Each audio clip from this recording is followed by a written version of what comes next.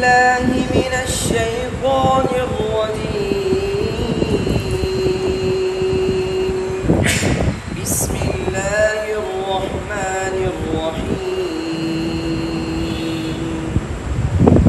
قل أوحي إلي أنه استمع نفر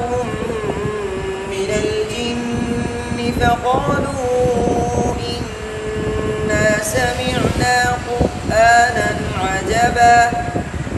يهدي إلى الرشد فآمنا به ولن نشرك بربنا أحدا وأنه تعالى جد ربنا ما اتخذ صاحبة ولا ولدا وأنه كان يقول سفيهنا على الله شططا وأنا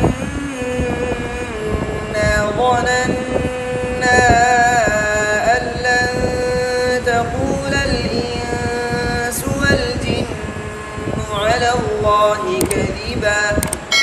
وأنه كان رجال من الإنس يعوذون برجال من الجن فزادوهم رهقا وأنهم ظنوا كما ظننتم أن لن يبعث الله أحدا وأنا لمسنا السماء فوجدناها ملئت حرسا شديدا وشهبا وأنا كنا نقعد منها مقاعد للسمع فمن يستمع الآن يجد له شهابا رصدا وأنا لا ندري أشر أريد بمن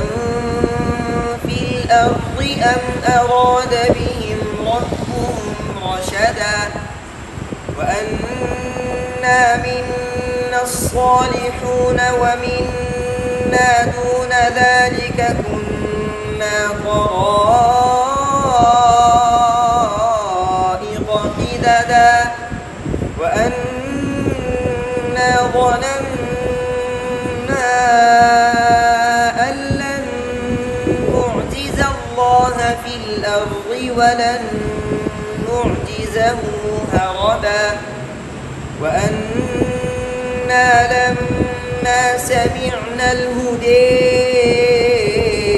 آمنا به فمن يؤمن بربه فلا يخاف بخسا ولا رهقا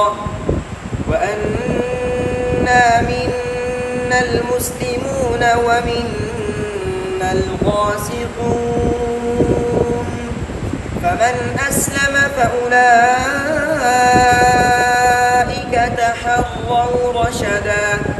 وأما القاسطون فكانوا لجهنم حطبا وأن لو استقاموا على الطريقة لأسقيناهم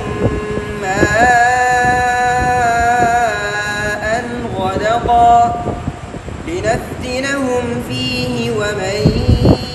يعرض عن ذكر ربه يسلكه عذابا صعدا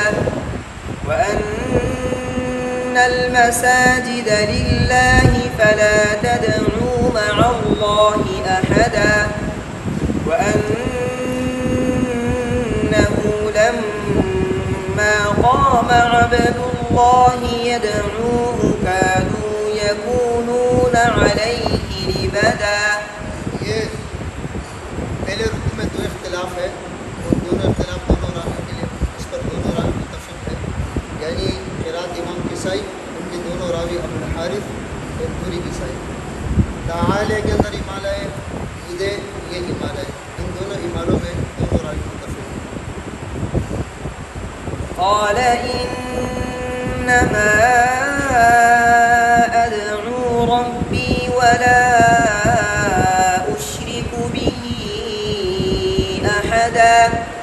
قل إني لا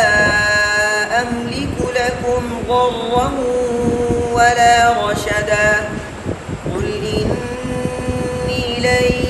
يجيرني من الله أحد ولن أجد من دونه ملتحدا إلا بلاغا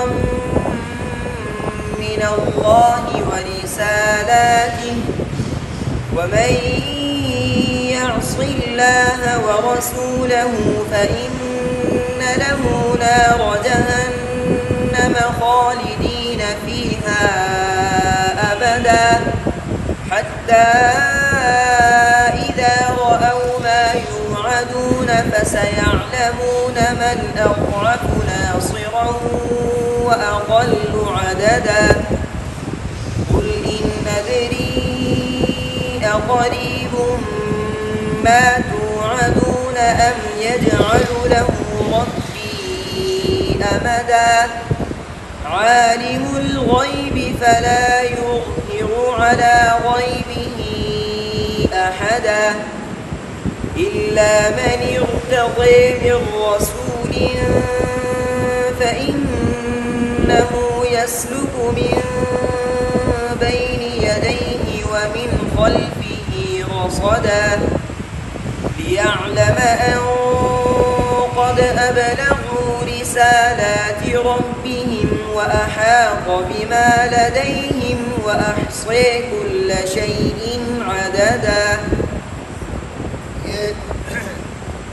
قال انما قل انما اس روایت میں قال انما اور یہ دونوں راویوں کے لیے ہے۔ اسی طرح من ارتضی کے اندر ایمان بھی دونوں راویوں کے لیے، اسی طرح احصی کے اندر ایمان بھی دونوں راویوں کے لیے۔ یہ حفظ کے اندر حفظ میں قل ربی ہے، حفظ میں کیا ہے قل ربی، اور اس روایت میں کیا ہے قال ربی، کیا ہے قال ربی۔ تو یہ بات یاد رکھنا، قرآن کریم میں بعض جگہ اور بھی اس طرح ہے، جیسے قل رب احکم،